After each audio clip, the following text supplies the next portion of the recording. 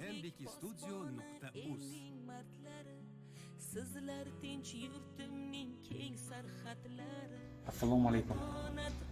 Bugun 14-yanvar O'zbekiston Respublikasi Qurolli Kuchlarining tashkil etilganining 34-yilligi hamda Vatan himoyachilari kuni munosabati bilan respublikamizdagi barcha yigitlarni, erkaklarni bayram bilan Kogon tuman favqulodda vaziyatlar bo'limi nomidan chin yuragimdan tabriklayman.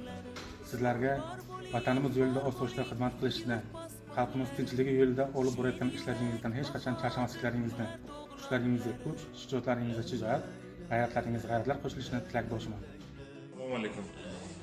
O'zbekiston Respublikasi Qurolli Kuchlarining 34-yilligi Vatan himoyachilari kuni bilan barcha erkaklarni, harbiy xizmatchilarimizni chin yurakdan tabriklab qolamiz.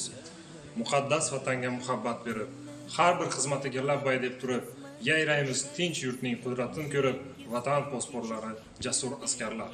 Bayram barchaga muborak bo'lsin. Rahmat. Elning tinchi deya qadam tashlaysiz. Dum bayrog'ini baland tutganlar, sergak turar tongdan oqshomga qadar.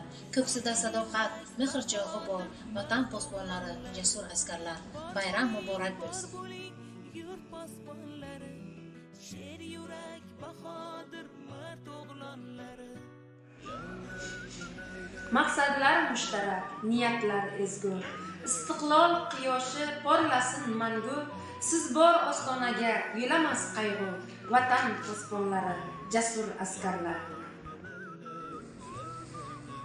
Qadamlari olov, shiddatli bo'ron.